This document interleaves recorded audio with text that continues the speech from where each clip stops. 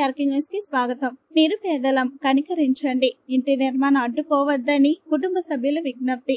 40 ఏళ్లుగా ఉంటున్న నివాసం శిథిలావస్థకు చేరడంతో పాత గోడలపై స్లాబ్ వేసుకుంటుంటే నగరపాలక సంస్థ అధికారులు అడ్డుకోవడంపై రాజేంద్ర నగర్ కు చెందిన కక్కల నోకరాజు, కక్కల దుర్గమ్మ వాపోయారు. సెంటు స్థానాల్లో 2 కుటుంబాలు నివసిస్తున్నామని, బత్తిని సుబ్బారావు హయాంలో 1974లో తమకు పట్టాలు ఇచ్చారని, అప్పటి నుండి ఇదే స్థానంలో నివసిస్తున్నామని, స్లాబ్ శిథిలావస్థకు చేరి ముక్కలుగా పడిపోతుండటంతో పాత గోడలపై కొత్త స్లాబ్ వేయడానికి అప్పు తెచ్చి మెటీరియల్ తీసుకురాగా నగరపాలక సంస్థ అధికారులు అడ్డుకున్నారని తెలిపారు.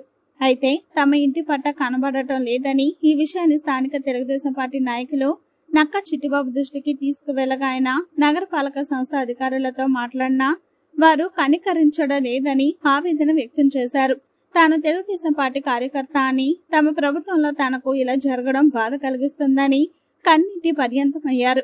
రాజమహేంద్రవరం సిటీ శాసనసభ్యులు ఆదిరెడ్డి శ్రీనివాస్ దృష్టికి తీసుకువెళ్తామని, తమకు న్యాయం చేయాలని కోరారు.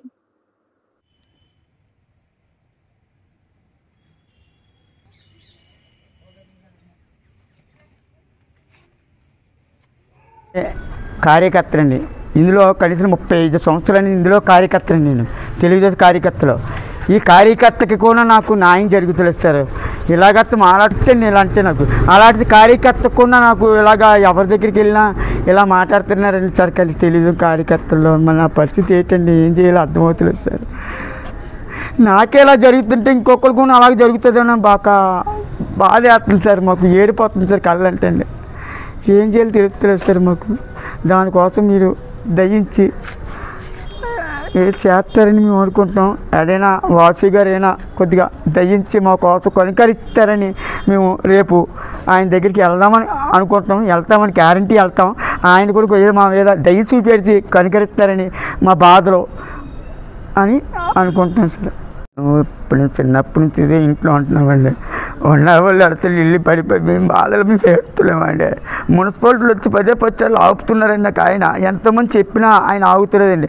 పట్టాకాయతలు తెమ్మండి, లేకపోతే ప్లాన్ కాగితం తెమ్మంటండి. మేము ఎక్కడికి వెళ్ళి తేవాలి చెప్పండి.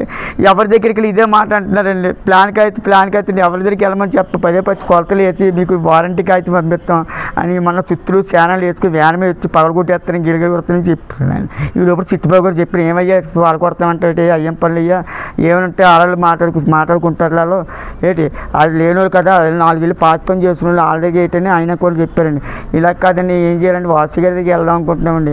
దయించి మీరే చేయాలి. ఎన్ని గజాల స్థలం అండి ఇది? వచ్చండి సెంట్ అండి. 2 కుటుంబాలు ఉంటామండి మేము. మీ గతం మా తాత ముత్తాత ఇది వచ్చండి 1974 నుంచి ఉంటున్నాం సార్ ఇక్కడ. అప్పుడు పట్టకాయలు ఇచ్చారండి. మన బత్తిని సుబ్బారావు గారు అండి అప్పుడు ఇచ్చారండి పట్టాలండి. మా తాతయ్య గారు మేము చిన్నపిల్లలు అండి, ఇదే ఇంట్లో ఉన్నాం, మాకు తెలియదండి ఆ విషయం.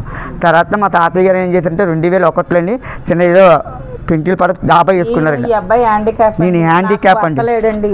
మమ్మల్ని చాలా హింస పెడుతున్నారండి, కట్టుకోకుండా మాత్రం చాలా హింస పెడుతున్నారండి. ఒకరి దగ్గరికి వెళ్తే ఇంకొకరి దగ్గరికి వెళ్ళండి, ఇంకొకరి దగ్గరికి వెళ్ళండి. మేము కట్టుకోవడానికి కూడా ఇంత హింస ఉంటుందని మాకు తెలియదు సార్.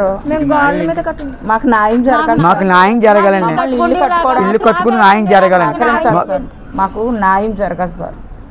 మా పట్ల పీడింపు చాలా ఉందండి. సచివాలయం పోరు మాకు చాలా ఉందండి. సుబ్రహ్మణ్యం గారు అని ఆయన. నా పేరు కక్కల నోకరాజు అండి. కక్కల దుర్గమ్మ అండి.